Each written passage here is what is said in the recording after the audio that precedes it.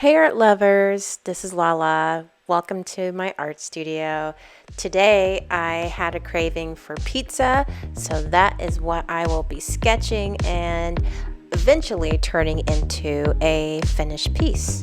So after grabbing my Pigma brush pens, I am going to use my smooth Bristol board pad.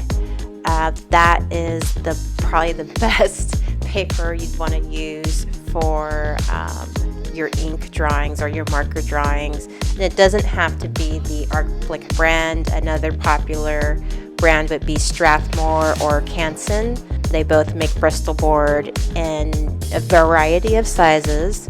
And again, you would want to get the smooth version and not the vellum. That would dry out your pens in the quickness. I tend to keep this phase of my drawing very loose. If you notice, I didn't start with a pencil. I start straight with the FB or the fine Pigma brush, and I just start to loosely hop around the page as my brain starts to take off and my imagination kicks in. So what helps me with drawing things from life is observing things in life. Basically taking note of everything you see. Funny thing is, my mom used to tell me that I would often stare at my food while I was eating it, and it was probably because I was taking note of all the different details about it, whatever dish it was. And as an artist, those things come in handy because you want to really sharpen your skills by being able to draw a vast amount of objects, whether it be things from nature, foods, pieces of furniture, things around the house. So I highly recommend taking just different objects, putting them on a table and sketching them. Or if you feel you can already draw those things from memory, I'd attempt to do that. Now I'm coming in with a thicker Pigma brush, and I love the Pigma brushes for this loose type of sketching. I also have a large collection of micron pens, but I've noticed since I bought the Pigma brush pens probably 2 years ago, I use these constantly. I can't remember the last time I've really used my microns to do an ink drawing, unless it's something like really super fine detailed. One thing I love doing too as an exercise is just drawing different shapes, and that is one of the reasons why I love just sketching food. Food comes in so many different shapes. I had a lot of fun at this point just blocking things in and starting to put in some of the shadows. I wanted a part of the picture to be really dark, and this is definitely that area. So what we have now are 3 pizzas towering above a pan pizza and a deep dish. These are all the types of pizzas I like. At this point, I'm holding my pen slightly different than I normally do. I typically hold my pens, or even a pencil, close to the base or the nib, but I'm holding it more towards the middle to use more of my arm and a little bit less of my wrist, just to give a little bit loose texture to the deep dish pizza sauce with all the little things that are in it that are yummy.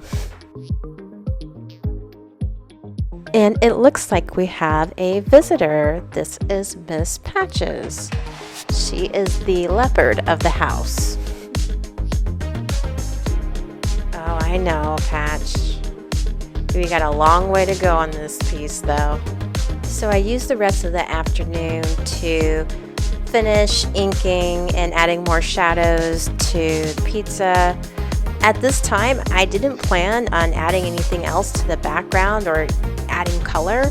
Well, for one, I was really hungry for pizza, which I promptly ordered. Thank you, DoorDash. So the pizza piece so far is looking pretty decent for an unplanned hungry sketch.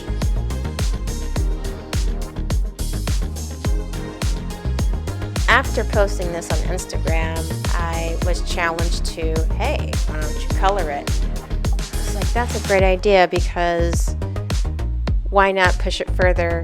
And as someone that hates doing backgrounds, try to do the things that you hate as an artist. Try to challenge yourself and do the things that you hate doing, because by the end, you'll be like, dang, I'm glad I did that. So in this case, I decided to go with making a pizza shop scene. And I would imagine that a pizza shop or a pizza kitchen would have things like a pizza cutter, tons of pizza boxes towering in the background, other ingredients lying on the table. I went through and loosely sketched out different pizza boxes, not necessarily adding tons of detail to the boxes because they're further away. I planned to add a lot of shadow to quite a few places because I want the pizzas in the foreground to definitely pop. At this point, I'm definitely using what I call the BB, the bold brush. And when I use that, I will often lay my strokes in the same direction. That's so the ink lines that end up drying on the paper, or the ink streaks, I guess you could call them, at least go in the same direction and kind of form a very pleasant pattern, as opposed to just scribbling all over. And in some cases, scribbling is fine, like I was doing for the pizza sauce.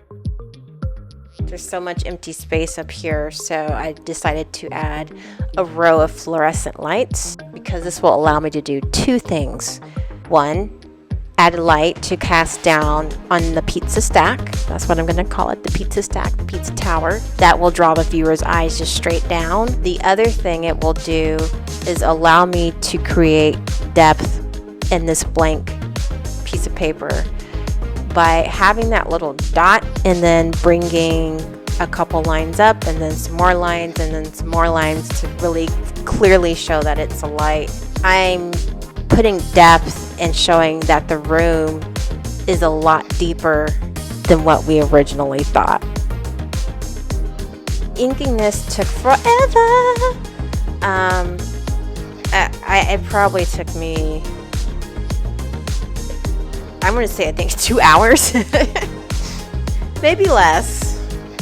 So now finally ready for some color, grabbing my Copic markers and then also grabbing Prismacolors as well. I love to use Prismacolors and Copics together. I can get different colors on one brand versus the other, or different nib types on one brand versus the other. So I don't discriminate, I buy both. When working on any color piece, I often will find a blank sheet of paper and use that to test colors. I want to see what shades go together. I usually pick and plan out what is my light color versus my dark, what's going to contrast with what's going to be the background, what's the foreground, and that usually goes a long way. I'm not making those decisions on the fly. I've already decided, I already know, and I can be confident that the colors will work because I've already tested them. I love this green so much, and I think it goes well with the pink above. Typically I'll use like just a darker version of whatever color, so in this case, or darker green. But sometimes with the markers, I will use a completely different color, like lavender or lilac or some type of purple as a shadow. That looks really nice too. By the way, I couldn't wait to color those lamps. Don't ask me why. I just couldn't wait to just see how that green popped on the pink background, and I think it looks great. Now I'm going through and just doing the cheese and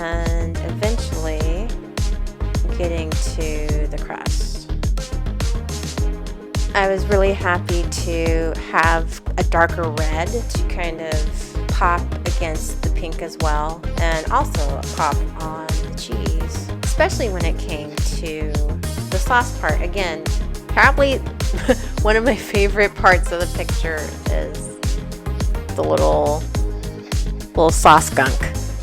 For the olives, as opposed to using black or gray, I went with lilac, just a nice little purple. When it came to the, I guess you could call it the outer trim of the pizza stack, I could not decide which neon color I wanted to use, so I opted for neon yellow and neon orange. I probably could have went with a different color, but I think that worked okay. By the way, if you haven't tried Prismacolor's neon marker set, you can buy them individually. I highly recommend trying them out. And she's all done. I really had a lot of fun working on this pizza piece. I really challenged myself, and Instagram challenged me to push my work further than I usually do. I was really happy with how that fluorescent light turned out and how the lamps turned out and the lighting in the picture overall. I do think there's some things I could have did differently. All in all, I had fun with it and learned a couple things, and I hope you did too. Hope you come along for another drawing session. I'm Lala. Thanks for watching, and I hope you draw something today.